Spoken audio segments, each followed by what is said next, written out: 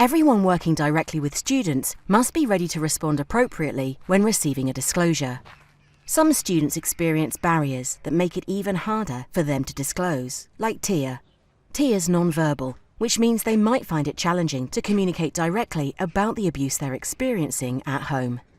But by remaining vigilant for changes to Tia's behaviour and taking steps to support their communication needs, you can support them to disclose.